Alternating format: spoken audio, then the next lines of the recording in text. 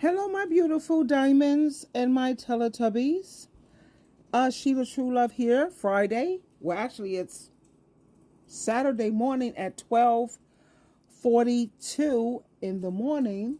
Actually, 50 in the morning. Anyway, I'm laying here and I was just looking at some TikToks and I was listening to a lot of people who are struggling. And there are so many people who have lost their jobs, and you have so many people who are like crying, and it seems like it's going to get worse. And that just brought this question to my mind: would Jesus be a Republican, a Democrat, or neither? Now we know that the Bible makes it very clear that Jesus said, "My kingdom is no part of this world." He's not reigning as king. His second coming, when he takes charge, whose side or whose outlook do you think he would look and agree with? When we look at the life of Jesus Christ, we see a man who spent his time with the poor, the sick, and the outcast of society.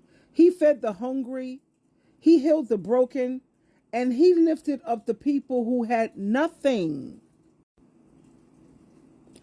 He said things like, "When you care for the least of these, you are caring for me." Now, when we compare that to politics today, it's easy to wonder, which side would Jesus be on?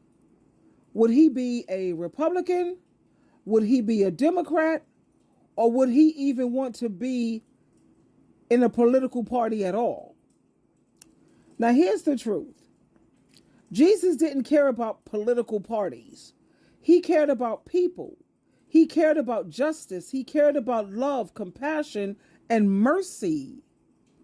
But if we ask the question in the way most people think, does Jesus' mission look more like helping the poor, feeding the hungry, and supporting those in need? Yes, it does. And many people point out that those values often line up with what Democrats say and what Democrats believe. Democrats tend to focus on social programs, helping working families, and trying to protect those who don't have much. And then on the other hand, Republicans, they often focus more on personal responsibility, smaller government, and individual success. Now, some of those ideas can be good too. But when those ideas start leaving poor people behind or ignoring those who are suffering, it doesn't look like the Jesus that we read about in the Bible. So it made me wonder, what would Jesus want us to do?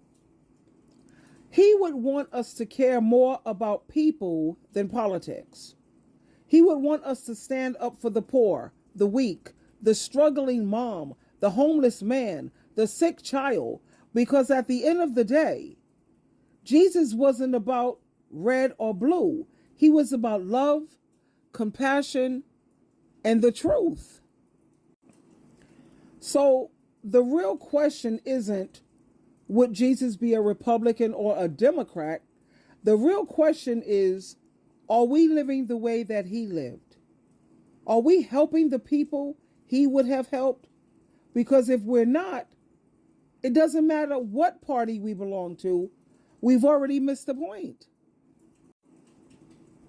And if we keep it real, Jesus, he did not come to earth to play politics.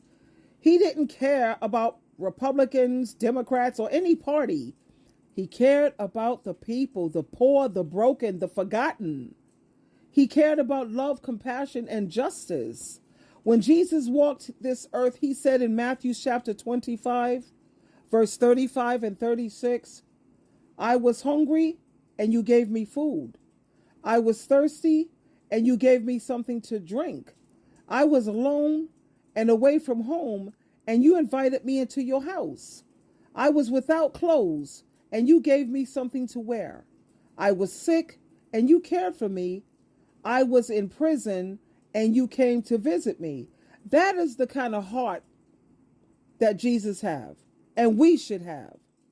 He stood with the poor, the struggling, the people society was ready to throw away. Let me ask you something.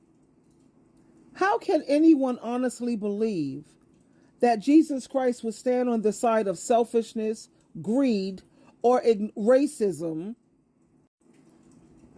or ignoring those who are in need? How can we picture Jesus Christ saying, "You're poor, too bad. You need to work harder"? That's not the Jesus I know. That's not the Jesus of the Bible. The Jesus I know said at Luke chapter 6, verse 20, "Great blessings belong to you who are poor. God's kingdom belongs to you." He lifted up the poor. He honored them. He didn't push them aside. Now let's be honest. Please. Democrats often talk about helping who? The poor.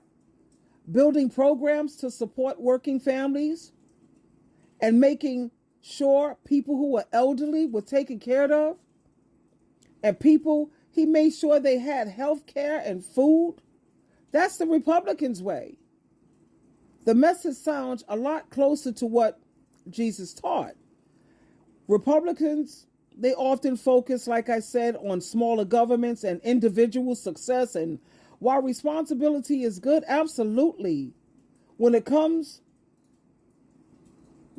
at the cost of the poor and the needy, that looks nothing like Jesus. I understand the Republican side where people need to work. At the same time, you have people who are working 2 and 3 jobs and still can't afford to pay rent, food. I was looking at the people live with my own eyes on TikTok. People of all races are crying.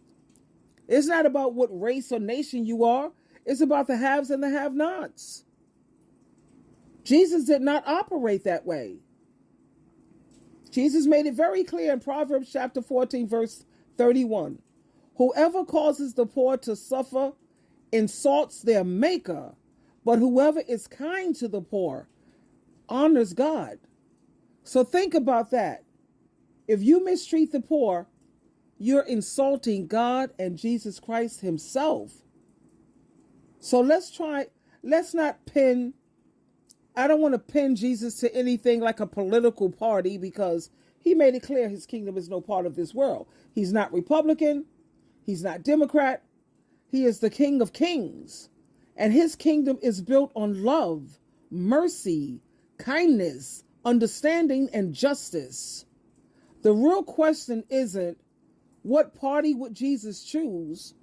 The real question is, are we living like him?